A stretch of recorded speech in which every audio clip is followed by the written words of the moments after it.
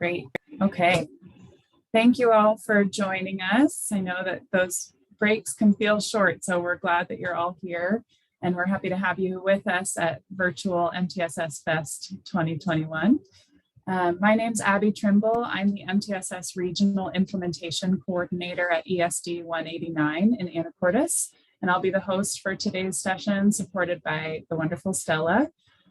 So we'll be your Zoom team if there's any questions or concerns as we go on. Please take a moment. We would really appreciate it for the sake of attendance if you can rename yourself. Make sure we have your name and then your affiliated district or organization. That's going to help us to make sure that we have everyone down who needs to be down for attendance and clock hours. Sarah, if you could go to the next slide. A note on accessibility, you should see this closed captioning live transcript button at the bottom of your screen. We do have that available for today's session, so please feel free to access that as needed. And then the next slide, Sarah. I want to make sure and thank our conference sponsors and hosts, Northwest PBIS, Kaiser Permanente, and the Office of the Superintendent of Public Instruction. We're really grateful for their support so we can bring all these content experts together and learn from them as we get ready for this next school year. And as Sarah goes through her presentation, we want to note that the chat is open and available. We'd love for you to record your questions there so that we can have Sarah answer those questions throughout her presentation, and we'll get through as many as we can. So without any further ado, it's my honor to welcome Sarah Frazelle to virtual MTSS Fest. She's from Puget Sound ESD, and she's going to be speaking today on screening as a process for social and academic strengths and needs. So thanks, Sarah. Let's get started. Yeah, thank you, Abby. Let's see. Well, it's so nice to meet you all virtually. I wish we were together, but this is a good second. I want to start out just on some positive notes here. I want us to really think about something that you're excited about for the first day of school. So I don't know if you've done this kind of activity before, but it's called a Waterfall Activity. What you're going to do is you're going to think about something that you're excited about for the first day of school, summarize it in one word or a short phrase. I want you to type it in the chat, but don't hit enter yet. We'll give everybody just a couple seconds to go ahead and type those in the chat. And when I say waterfall, we're all going to hit enter, and it'll just waterfall all of the positive things that we are looking forward to in this next school year. All right. So be thinking. You can go ahead and type it out. Don't hit enter yet. And waterfall. Lovely. Kids, having all the students back. Kids in the building, definitely. In-person learning, kids smiling. Love all of those things. I mean, that's the reason why we're here, right? That's the reason why we're educators. So I appreciate you all playing along with that. It's good to kind of set our intentions for positive. Today, what we're going to talk about is data for screeners. And what does that look like? There's so much data out there. I think I've been doing this for 10 plus years. And one of the biggest things that we always run into is that there's so much data. We're data rich, but information poor. So just trying to be able to kind of organize the data, thinking about what types of data that we're going to be using, and really trying to get proactive, especially in this new school year where students are going to show up in all kinds of different ways. We're all used to kind of working virtually. They had just a little taste of it at the end of the school year, but coming back is going to be possibly very challenging, especially for mental health. And so what I'd like to do today is just walk through some different data elements, what that can look like, and how do you really use that data to be proactive and get into supporting all of your students. The three types of data that we're going to talk about today is really best summed up by Sanj Safir in the Listening Leader. She talks about three different types of data. Satellite data, which is this large grain size data. So that's going to be your trends, looking at all of your students aggregate, like across the school building, across grade levels, across student groups. So that's that big picture data beaming down, looking at the whole picture. And then we have something called map data. And map data is going to be a little bit more specific, probably on the individual student level, where we kind of look at these pieces to identify where the strengths are of students and also where some students might need some more support.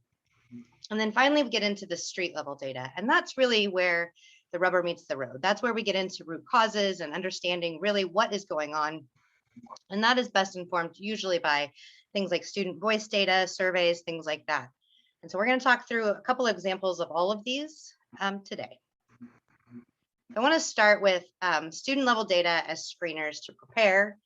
Prepare for what? Prepare for your next year, right? And so these are data points that you can look at from the 2021 school year, this last school year, and really kind of dig in to see what the level of need is going to be across your building. The two big pieces of data that I've seen everybody in our region and across the state collecting over the last year have been attendance and absence data and grades. And we can debate all day about the accuracy of what that was previously to what it is this last year to what it will be.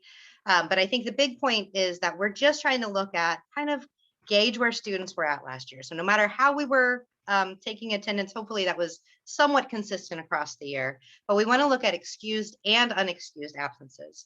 A lot of times when I'm working with attendance and engagement teams, there's a tendency to just look at the unexcused because that's what kind of puts them on that path to a truancy petition to fulfill the Becca law and things like that.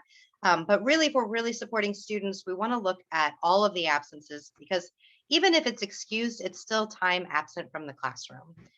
To calculate that, we're just going to take the total absences, again, that excused plus the unexcused, and divide it by the number of possible days. So this is something that you can do throughout the school year. But for last year, you should know the possible days that were available. You can calculate that absence rate. And then breaking it down by students who missed less than 5%, so really good attendance, however that was measured, students who missed 5 to 10% basically, and then students who missed more than 10%.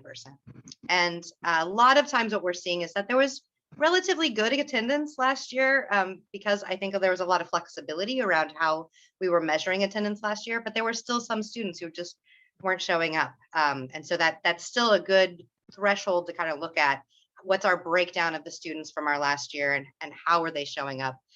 Particularly as we're trying to think about what supports we're providing students, really thinking about those students who missed 10% or more last year.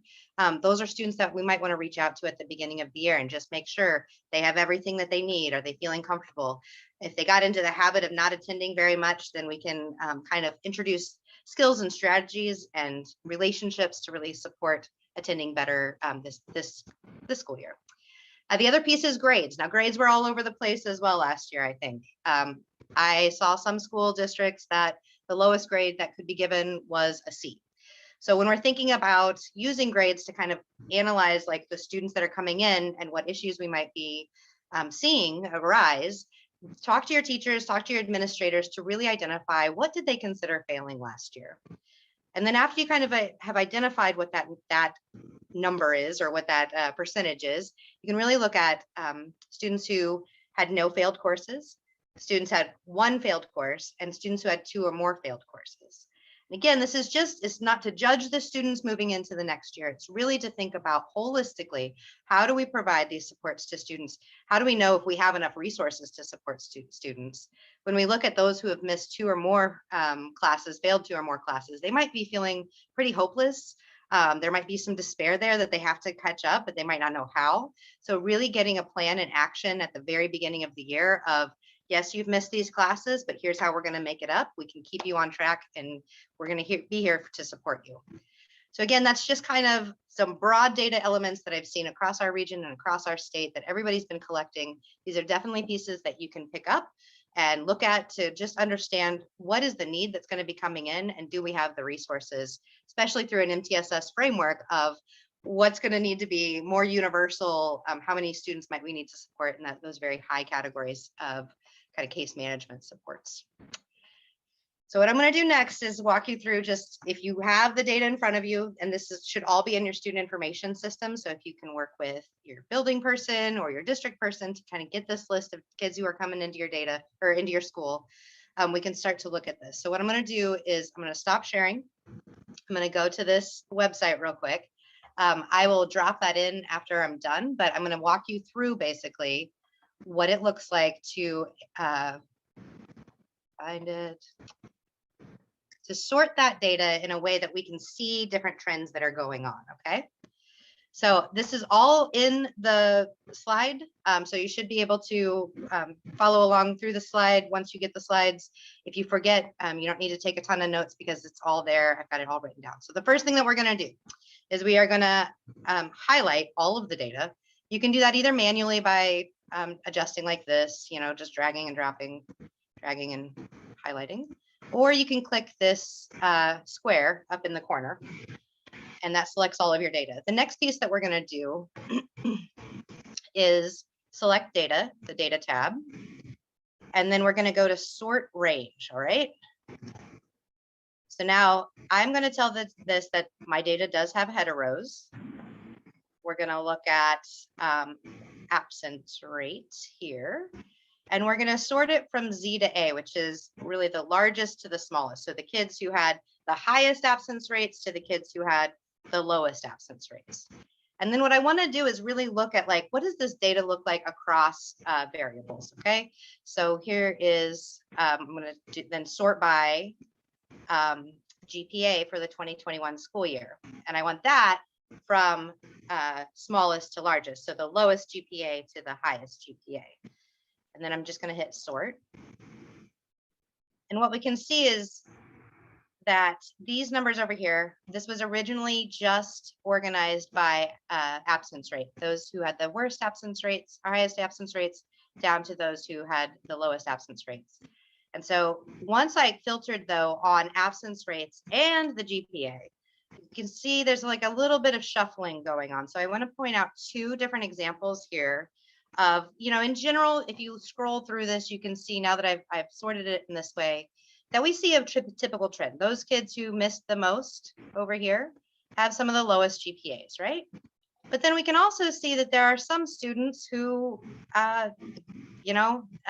had a pretty good GPA. Like here we have Mohammed, a GPA of 3.67, but his absence rate was 17%. 22 of those days were unexcused, one was excused. So this is a student who might come up on our radar. But then we also know that this is a student who there's a lot of hope there, right? And so we know that we can provide some resources for this student, and it's not just going to be around kind of holistic supports. It sounds like it really needs to be around attendance supports in this case. If we scroll down, we can look down here and see, let's look at Lydia real quick. So Lydia has attended 98% of the time. She had 2 unexcused absences, but her grade point average is 2.4. So that's pretty low compared to the amount of time that she was attending. So this is another person that we might be able to just reach out and check in with the student, see how they're doing. And so this is a really easy way to just kind of sort your data to identify like which students are we going to really focus on. And I encourage you not to just look at one variable, but kind of sort by multiple variables so that you can kind of get this holistic picture of what's going on with that student. And it doesn't just have to be attendance and engagement. It could be, or attendance and grades. It could be other data if you have discipline data, things like that. So now what I'm going to do is stop sharing here. Pull back up my slideshow. All right, what I'd like to do now is I would like to go into breakout rooms for 5 minutes, just groups of 4. And I'd like for you to think about that activity that we just did. You should all have the link at this point. So if you want to look back at the data, but just kind of discuss how could you use this type of data in your MTSS team. Again, remember, MTSS is all about those tiered supports. Which students would we, like what universal supports might we put in place? What kind of small group would we put in place versus what kind of case management style? And then if there's any other additional questions that you have based on that data. So Stella, I think we're ready to go into breakout rooms. And again, 5 minutes just to have a little discussion about your reflections on that data.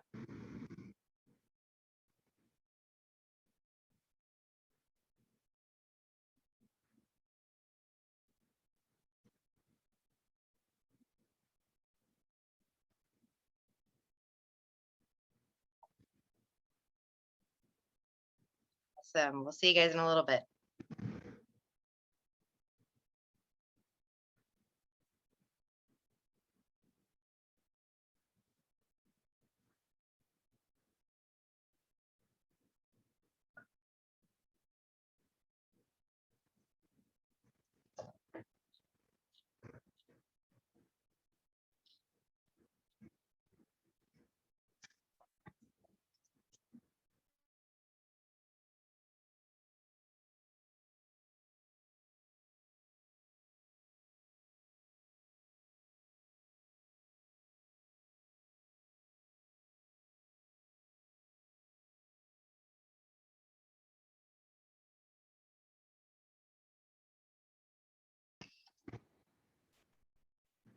All right. So I would love to have a few volunteers, 2 volunteers in the effort for the sake of time, just kind of report out one takeaway from your breakout room. Does anybody want to volunteer? One wondering. Yeah, that would be wonderful. I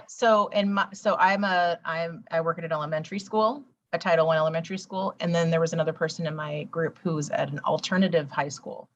And so we were kind of talking about what are other data pieces that you might use besides failing a class, or, you know, in general, students don't fail grades. They get moved, you know, they move up. So I'm kind of wondering to hear from you, Sarah, like what are other data pieces that you've seen schools use around this type of thing, that where failing a class or whatever wouldn't necessarily be an indicator? Yeah, so in locations, especially elementary schools and alternative high schools, where grades aren't necessarily assigned by a percentage or something like that, we can still look at how the student is performing in general academically. That can be as simple as a teacher just kind of assessing, and that might be by grade level or grading period, but looking at whether the students are academically thriving or not, and being able to kind of report back on that. There should be some indication throughout the school. You might have to discuss, like, what does that look like for this. And then the reason is that we don't want to focus on the negative, but we do want to be able to provide those kids the support. So other MTSS screeners, such as you know, math screeners, reading screeners, things like that could be used as well, just to make sure that we, you know, it's pretty I don't know what the word would be, but like when we look at a student who is attending the majority of the time and they're also not getting the grades, there's some disconnect there, which we're going to talk about a little bit more. But that would be my general suggestion, would be to look across what do we have to understand the academic performance of the student, and making sure that we are providing those supports to the student. Does that make sense? Is that helpful? All right, anybody else? One more? Takeaways, further wonderings with that data? Okay, we will continue then. The next piece that I want to talk about is there are different ways of prioritizing the students. So if we really want to move from reactive to proactive, these are the 3 strategies that we typically see schools using. First, looking at the students who are furthest off track. They're struggling in multiple areas, compounding years. They've been struggling, and so they're really hard to get back on track. And those are the kids that typically are on our hearts and minds. And those are the kids that we typically end up focusing on from the very beginning. Another strategy, though, is to prioritize those students who are easiest to get back on track. That means they're struggling in one area, or they may benefit from just a light touch of checking in. You know, maybe it's just the attendance piece that they're struggling in. So checking in to see how can we support you better? What other supports can we provide? Reaching out to the family to see if there's some ways to, you know, create transportation or things like that, depending on what the student is struggling with. And then the third way to prioritize students is by looking at recent changes. And this is the one that I think can really help us move from that reactive piece to the proactive piece, because we're looking at changes over time. One problem with, as we look at data across the school year, is that if a student had issues with attendance at the beginning of the year, or had like some academic struggles at the beginning of the year, it's really hard to see if that student has actually improved over time. So looking at just the changes from one time period to the next, thinking about when those time periods might change. So attendance is going to change weekly. You could look at it changes from a 2-week period to the next 2-week period. For grading, that would be based on the grading periods. And then just seeing who has had changes that are good. If the students were doing kind of poorly in it, and then they start to do a lot better, that's reason for celebration, reason that those kids should be on your radar, so that you can go out and really celebrate with the student, create those rewards, things like that. And then if you see a student who was doing really well the last 2 weeks, let's say we're looking at attendance, and then all of a sudden they're not doing well in this 2 weeks, that's the time right then to reach out to that student and see what's going on, see how you can support the student. A lot of times those students don't ever make it on our radar. And so those students end up falling really farther and further back. And if we can just act a little bit earlier in it, reach out to those students, a lot of times it'll take less intensive resources than when we wait until they're really far off track. This is not to say forget about the students who are furthest off track. One thing that I usually suggest is that if you have a team, you should have a team, but having 2 teams to really think about which, or dividing your team up into some folks who are going to work with those students who need the really intensive interventions, the case management pieces, and having another team that's really kind of strategizing across the building of which students are we going to reach out to, how do we do those light touch interventions, what do we have available, thinking through those pieces. So I really encourage us to kind of think about data in that way also. It's not just, we don't want to get these students in a situation where they don't feel like there's hope.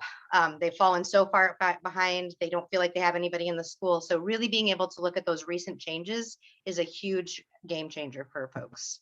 I want to take just a pause real quick and see if there's any questions. None have popped up yet, but just a reminder to use the chat function, and we'll have some periodic breaks throughout Sarah's presentation to answer questions. So none yet. All right, thank you, Abby. All right, so we'll move on. The next piece that we're going to talk about is using data to support engagement and socio-emotional health. How many of you probably have a socio-emotional screener of some sort? I'm imagining most of you probably have some type of socio-emotional screener, some kind of survey that you're providing to your students. These are excellent for gauging the temperature of a school, kind of where your student body is at, looking at it by grade level, seeing if there's differences among grades, looking at by different student groups, or even the classroom level, seeing how students are feeling, especially in elementary, maybe a classroom level might be more appropriate. But in all of those situations that I'm talking about, that's looking at aggregated student data. So we're not picking out individual students. In general, we need to be really careful when using this level of data by individual students, because there's a couple of things to keep in mind. One, scores may change. They may change over time. Some of it might be just how the student is feeling in that moment. Some of it might be something that's just happened in that student's life that either makes it really positive or makes it really negative on some of those aspects on the social emotional screener. So understanding that these are fluid pieces, and when we just use social emotional screeners once a year, twice a year, it's really hard to capture how that student is actually doing over time. The other piece is cultural differences. There might be things in different cultures that we're looking at, like how do we define grit? How do we define perseverance? These things can lead us down the wrong track when we're looking at specific individual students where we're trying to fix them. And that is not what we're trying to do with socio-emotional screeners. The other piece to keep in mind is that some of the socio-emotional curriculums out there ask to get really personal in a student's life. We really encourage folks to not, you don't need to know why the student is struggling, why they've been traumatized. Just understanding that that trauma has been there should be enough for you to be able to provide some supports in a caring environment. We really want to avoid re-traumatizing students, asking them to relive these most traumatic experiences, especially over the last year, if they've lost a parent or housing or any of the things that have been brought up by the dual pandemics of COVID and the racial issues that have been going on over the last year. So again, just if you are using these screeners, I really encourage you to look at it as an aggregate. These will help you provide those universal supports across your school building, across different classes, grade levels, things like that. And if you are going to use the individual student data, that might be to look into some root causes, but really a better way of doing that is actually just connecting with the student and having a conversation about how they're doing. I want to show a different way of possibly looking at some of these disengagement pieces. These are 2 graphs from actual students in a grade in our region in one building. So these are all students who were attending 95% of the time or more, and the overall course grades that they were getting. So you can see there's a lot of students here in both of these categories. The first category is students of color. The other category is non-students of color. And we can see the difference in who's getting the A's and who's not. and then how many students are in that C range or some of those lower ranges. And so in the chat, if you could just take a second to think about that data, why do you think some of those students who did attend at high rates are still receiving low grades? I will open up the chat as well, Abby.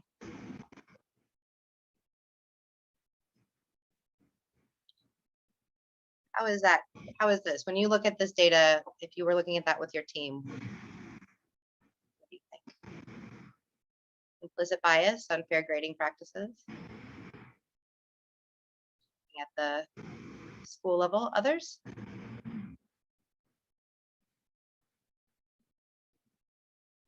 Attendance does not equal engagement. That is true. I really want to, I like that, Lisa. I think that that's kind of where I was trying to go with a lot of this, is because we can have students who are showing up in the building, and that does not mean that they are actually engaged in the course material. So being able to look at the students who are attending a lot of the time, the majority of the time, I mean, these are kids, 95% of the time they're there, and they're still receiving some of those poor grades. So it can also be a sign of disengagement when you're looking at these two pieces together, because these students are showing up, they're not getting the grades. So we need to change our system to be able to kind of really think about how can we better engage the students when we actually have them. Cindy says, were best practices being utilized? Were students engaged and provided positive feedback? Great questions. Lack of culturally responsive teaching practices.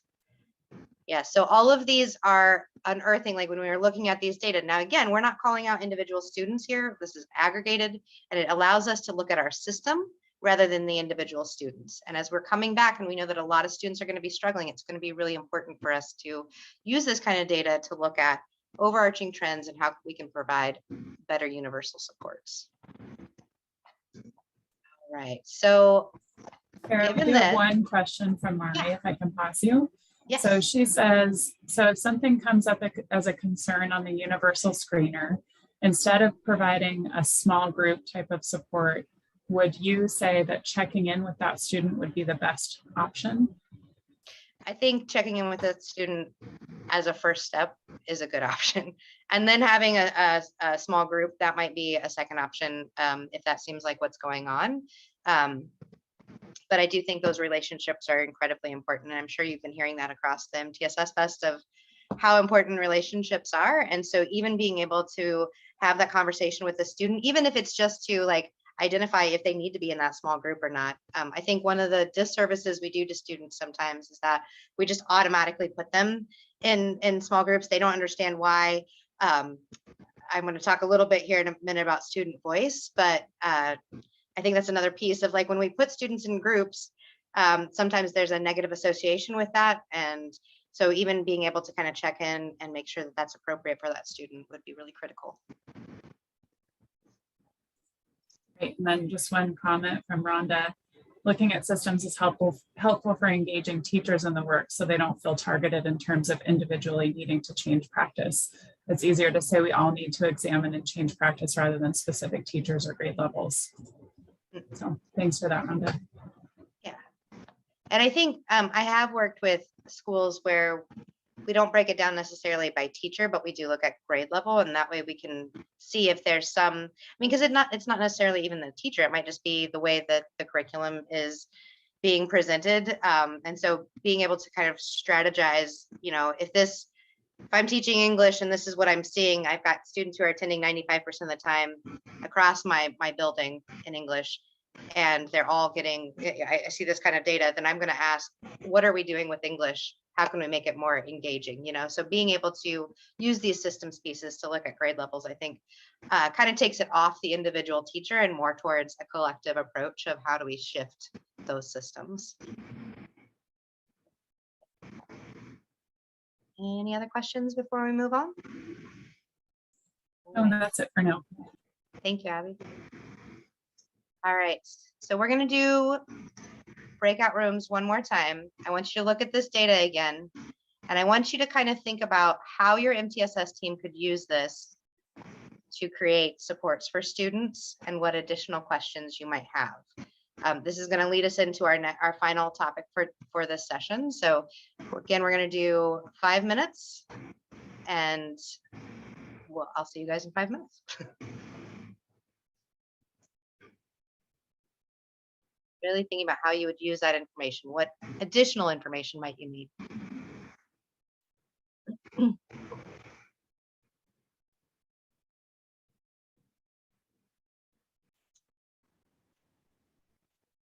Share out a thought or how you would use this data in your team. Next steps.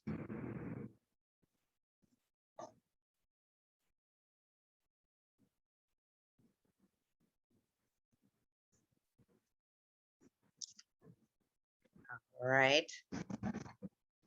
If we were in person, I'd just come walk up to one of your tables and be like, what did you think? It's all right. We're virtual. One question that our group had Yes. was whether or not it was being recommended that instead of universal screening this year, if you're recommending that we look at other data points to universal screening, because I know that there's been a lot of different messages from researchers in the field about universal screening because of the amount of students who will come up with high needs from returning from remote learning. So are you recommending that instead of using our normal social, emotional, academic screeners, that's the one we use as SAVERS, that we look at other data points from the previous year that you're suggesting right now as kind of our universal screener? Yeah, I think using one of the universal screeners from, I think continuing to use those is totally fine. Your district's probably invested in it. That will give you information about group level pieces, but I would encourage you to look at it aggregately, so that you can really identify what kind of universal supports do we need to be providing based on the data that we're seeing from that. In addition to that, I would say definitely looking at some of these pieces about the students who are coming in. They're already coming in with their hands raised. I know that we're going to see this. And so being able to even be prepared for how many students do we need to reach out to? Do we need to partner with a community-based organization of some sort to kind of provide that additional hands-on support? Can we use our paras to also create relationships and mentorship kind of pieces? I think all of that's going to be really critical moving forward into this next year. All right, so let's get on to our final piece of the session. And this is deep understanding with students. I know you probably heard about student voice throughout this year. There's really kind of several ways to engage student voice. I think one of the most common wins that we're seeing is student surveys. We could also do student cafes or circle groups. We could also do leadership groups. There's also other ideas to engage student voice. What I would like to encourage you to do is not just the surveys. We helped run a couple of the student voice cafes, just kind of like focus groups with small groups of students this last year.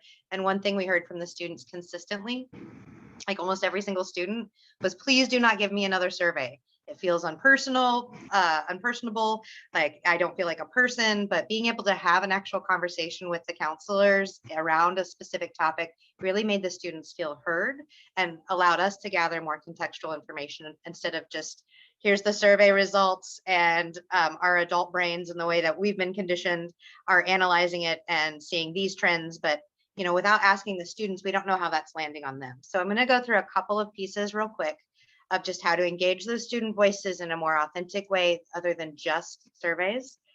The first thing that I encourage you to do is really think about the questions that you're going to be asking. So let's say that the previous slide with the different students who are attending really well and getting poor grades.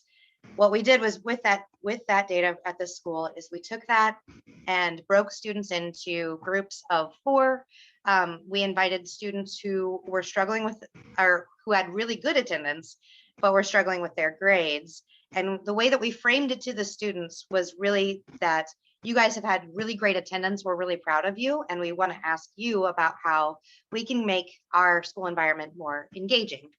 And so, I'm sorry, one second.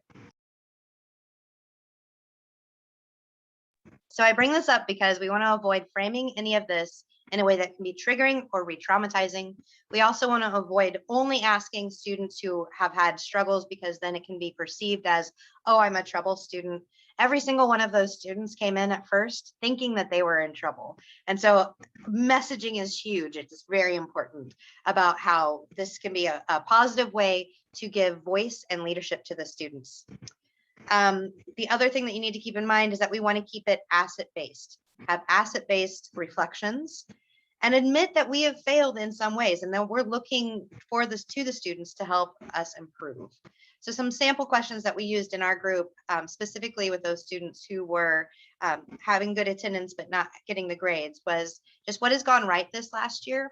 And we didn't keep it just for academics. We asked also about like just personal life lessons, like what did they learn over this last year? How did they define success for themselves?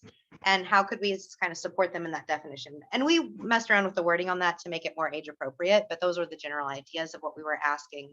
It was really interesting what the students were replying with was, you know, things that I've learned over the last year. We used that to kind of talk about different extracurricular activities, whether those could be put inside the school day rather than making kids come or have to worry about travel.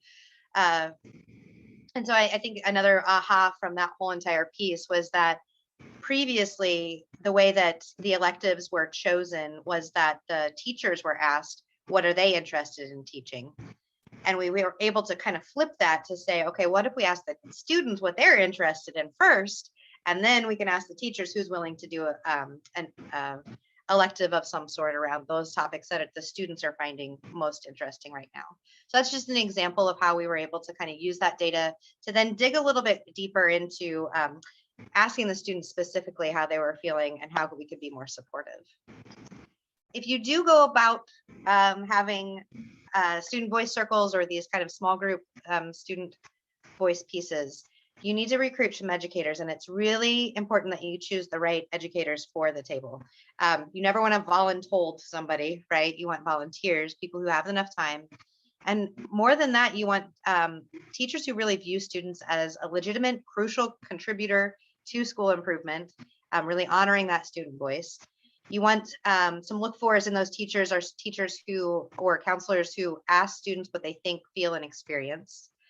They already are providing students opportunities to take responsibility for addressing school improvement issues, such as planning or decision-making, and that these teachers regularly involve students as valued partners to affect positive school change. And if you have some teachers that are kind of on that border, then it just means that we also need to have some training for the teachers as well to really re-emphasize these points that the students are the ones who have the lived experience, and we need to be listening to them to help create change within our school. As you're recruiting students, I would really strongly suggest not to just recruit the students who are most affected, but definitely include the students who are most affected. I see it happen both ways a lot of times. Sometimes we only ask the students who are our usual suspects, are the ones who are always volunteering for everything. And those are the kids who have really good relationships across the building. So they're the ones who get called into these kind of opportunities.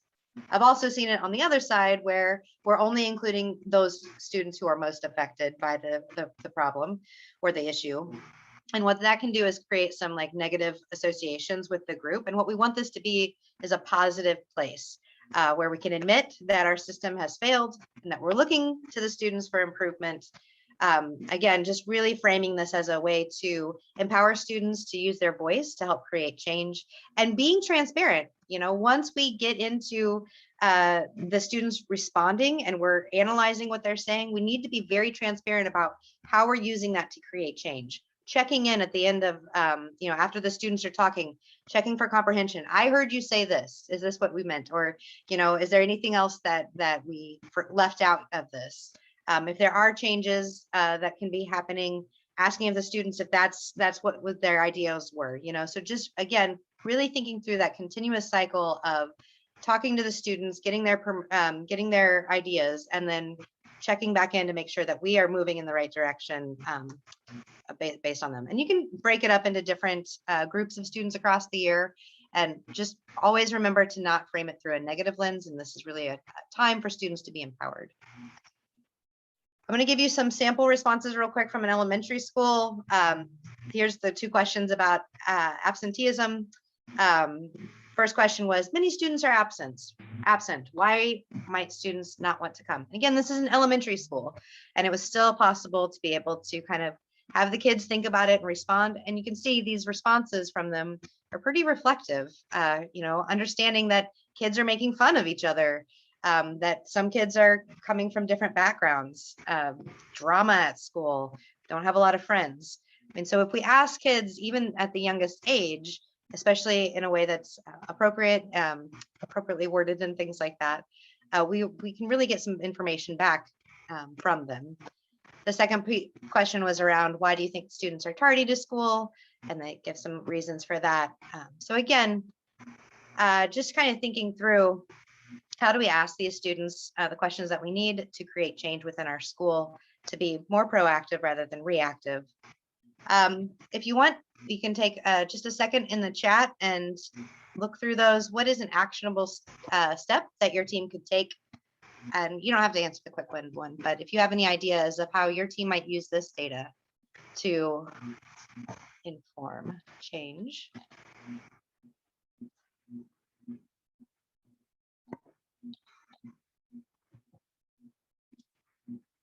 Any thoughts there? And I'm reading Mary's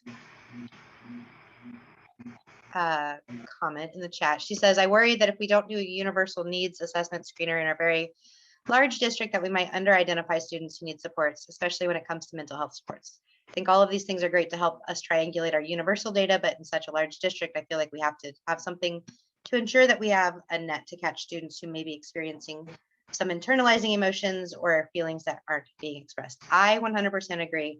I hope that I did not give the impression that you should not do the universal screeners. You should definitely still do them. You've already invested in them, and they can really help provide this kind of overarching picture. On ones that are more around the mental health piece, that's different from a socio-emotional learning screener sometimes. So I think it really takes being able to look at what questions we're being asked. If it's around, grit, perseverance, things like that, that really point the finger at the student, those aren't necessary. Understanding kids that are experiencing trauma and mental health, depression, anxiety, things like that, that is really important. And I also want to point out, I think the American Psychological Association at one point this last few months put out something that said, only look at the kids who are furthest or highest on the scale. I don't necessarily agree with that, because we are missing kids. I think what they were saying is just identify the number of students that you can support and only pick that number. I think that that's the wrong way about going about it. I think instead we should be looking at the whole picture, looking at all of those students who are flagged. And if we don't have the capacity, then we need to be reaching out. That's a data point for our district and our school administrators to look at, to identify that we need to be putting more resources there. So I do think, again, looking at that as an aggregate is really, really critical. Rhonda says, I appreciate the idea of asking students what works for them and what doesn't. We're working on that for students and families, trying to nail down areas that we're missing the mark. Thank you, Rhonda. I think it's really critical. Our students really do have a lot of information for us. The last slide I'm going to show real quick is just a list of resources. Again, this will be in the slideshow. The first one is Speak Out, Listen Up. It is a really wonderful guide on how to engage student voices in different levels. What I really appreciate about this particular resource is that it looks to our students as leaders and really using those opportunities to create leadership opportunities for our students. There's another piece around street data, a new grammar for educational equity. That's just an article that you can browse. And then as far as other PSESD from King and Pierce County, what we've pulled together over the last year. One is anti-racist socio-emotional learning. So I bring that up because if you are implementing socio-emotional learning, there are some pieces that we really need to be critical about how we are implementing these curriculum. One piece that's huge, that's just like one big takeaway, is just really thinking through how we include the discussion of race and socioeconomic status, things that are affecting our students really strongly. If we leave those out of the conversation, it's hard to kind of identify, for the students to identify themselves in the curriculum that we're presenting. So making sure that there's space and time to be able to have some of those deeper conversations of things that are really affecting our students is really critical to bring an anti-racist lens to the work. There's also a behavioral health workbook, and that's really wonderful for working in teams. Really, we've tried to integrate the MTSS framework throughout that document, but it really talks about how to use some of those screeners and what that looks like. Again, you'll see a piece in there about what the American Psychological Association has said, and we've gone back and forth on it, but you now know my opinion. I do think that you should be looking at every student regardless of your resources, so you can at least identify the need, bring that up to your administrators, to your community-based organizations as areas that we need to continue to support more thoroughly. Are there any other questions? I think I'm done at this point. Nothing's in the chat yet.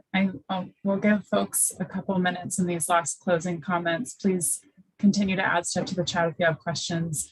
I know we could talk about screening for social and academic needs for a lot more than an hour. So this is just a refresher as we go into this new year, but I think we've had some good questions and comments. And Sarah, thank you for your expertise.